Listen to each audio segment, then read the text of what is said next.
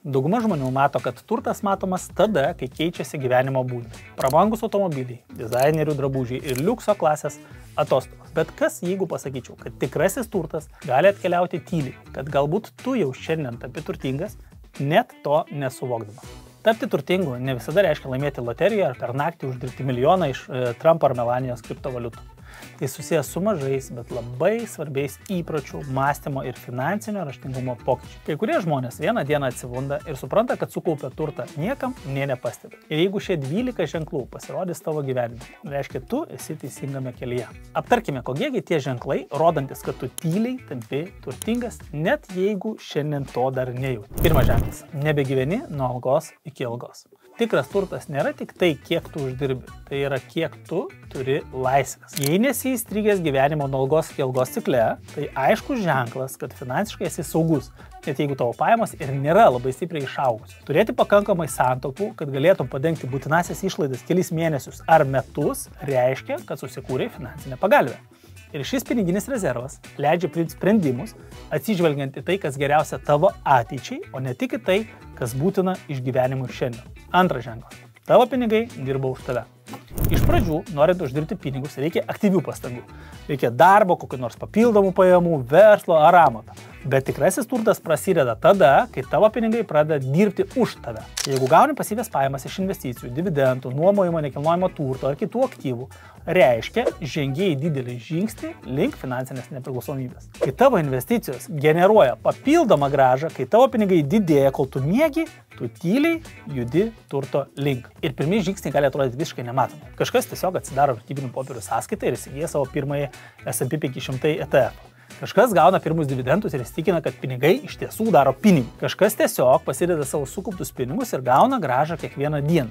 O kažkas reguliariai investuoja ir mato, kaip jo kapitalas auga. Visą tai įmanoma padaryti keliais mygtuko paspaudimais. Nuėjęs per nuorodą, kurią matai ekrane, atsidarai vertybinių popierių sąskaitą viename iš didžiausių brokerių Europoje. Pradedi savo turtėjimo kelionę ir pereini iš svajoklių kategorijos į turtėjančių kategoriją. Kartais pakanka tik vieno žingsnio, kad tavo gyvenimas pasikeistų. Tai reikia įsiūskės ir ženk tą žingsnį. Trečias ženklas. Prioritetą teikia ilgalaikiam investicijom, o ne greitiems pinigams. Tikrai turtingi žmonės nesivaiko momentinio pasitenkinimo. Vietoj to, kad ieškotų būdų užsidirbti greitai, tu koncentruojasi į investicijas, kurios auga laikui bėgant. Akcijas, ETF-us, nekilnojamo turtą, nuosavą verslą ar valstybės skatinamus investicinius instrumentus. Tu supranti, kad kantrybė ir nuoseklumas veda į finansinę laisvę. Jeigu pradėjai daugiau dėmesio skirti ilgalaikio turto kūrimui, o ne greitam pelnui, tu mąstai kaip turtingieji. Gebėjimas atidėti pasitenkinimą ir teikti pirmenybę ateities finansiniam saugumui, o ne momentiniam malonumui, yra vienas stipriausių augančio turto rodiklių. Ketvirtas ženklas. Nustoji kelti gyvenimo būdą su kiekvienu atlyginimo padidėjimu. Vienas didžiausių finansinių spąstų yra gyvenimo būdo infliacija. Išleidi daugiau, kai uždirbi daugiau. Daugelis žmonių gavę didesnį atlyginimą iš karto atnaujina automobilį, garderobą, namus, ir taip įstringa cikle, kur jiems visą laiką trūksta pinigų. Jeigu tavo pajamas padidėjo, bet išlaidavimo įpročiai išliko stabilus ar netgi tapo drausmingesni, vadinasi, kaupi turtą, o ne tik vartoji. Turtingiausi žmonės tyliai augina savo finansinę imperiją, laikydami išlaidą žemai, tol kol jų pajamos didėja. Penktas ženklas. Jauti, kad niekam nereikia įrodinėti, kad turi pinigų. Tavo gyvenimas keičiasi, kai nustoji bandyti padaryti įspūdį kitiems savo pinigais. Finansinio saugumo jausmas dažnai verčia žmonės puikuotis, pirkti prabangos prekes, skelbti apie brangias atostogas ir užtikrinti, kad visi žinotų, kokie jie yra sėkmingi. Bet jie nejauti poreikio nieko įrodinėti, ir vietoj to sutelki dėmesį į finansinę laisvę, pasiekė naują turtingo žmogaus sąmoningumo lygį. Nes tikroji sėkmė yra saugumas, o ne viešas pripažinimas. Šeštas ženklas. Gali susitvarkyti su finansiniais netikėtumais be panikos. Netikėti įvykiai yra stiprus finansinis išbandymas. Jeigu netikėtos išlaidos, tokios kaip automobilio remontas, naujo telefono pirkimas, namų priežiūros problemos ar ten kokios nenumatytos medicinės išlaidos nesukelia tavo finansinės panikos, reiškia, tavo finansinė situacija yra gera. Turėti saugumo rezervą, kuris leidžia susidoroti su gyvenimo siurprizais ir neimti paskolų bei nesiskolinti pinigų, yra vienas aiškiausių finansinio stabilumo ženklų. Jeigu jau sukūrėjai tokį saugumo tinklą, tai žengiai didžiulį žingsnį link finansinės nepriklausomybės. 7 ženklas. Turi kelis pajamų šaltinius. Turtingi žmonės nesirima vienu pajamų šaltiniu. Jei pradėjai generuoti pinigus per investicijas, papildomą darbą, nuomojamą turtą ar pasyvias pajamas, paklojai finansinio saugumo pamatus. Keli pajamų šaltiniai sumažina finansinę riziką ir leidžia turtui augti skirtingose srityse. Nesvarbu, ar tai dividendus mokančios akcijos ar fondai, internetinis verslas ar ten nuomojamas turtas. Turėdamas daugiau nei vieną būdą užsidirbti pinigų, užsitikrini finansinį stabilumą ir ilgalaikį augimą. 8 ženklas. Daugiau dėmesio skiri turtui, o ne įsipareigojimams. Yra paprasta taisyklė skirianti turtingus nuo skurdžių. Turtingi perka turtą, o skurdžiai įsipareigojimus. Turtas deda pinigus į tavo kišenę, o įsipareigojimai juos išima. Tu daugiau pinigų investuoji į investicijas, kapitalą ar verslą, kurio vertė laikui bėgant auga. Ir nešvaistai jų tam, kas nuvertėja. Pavyzdžiui, prabangiems automobiliams ar kokiems dizainerių brandiniams rūbams. Ir taip sukuri pagrindą ilgalaikiai finansiniai sėkmei. Prioritetas yra turto kūrimui, o ne statuso simboliams. Tai yra aiškus ženklas, kad tampi turtingas. 9 ženklas. Supranti sudėtinių palūkanų galią. Turtingiausi žmonės ne tik taupo pinigus, jie juos augina. Jeigu investuoji į akcijas, ETF, nekilnojamo turtą ar pensijų fondus ir leidi sudėtiniams palūkanoms dirbti tavo naudai, reiškia, išnaudoji vieną galingiausių turto kūrimo strategijų. Galbūt pradėjai matyti, kaip tavo investicijos laikui bėgant reikšmingai auga, net nepridedant daug papildomų pinigų. Tai ir yra sudėtinių palūkanų magija.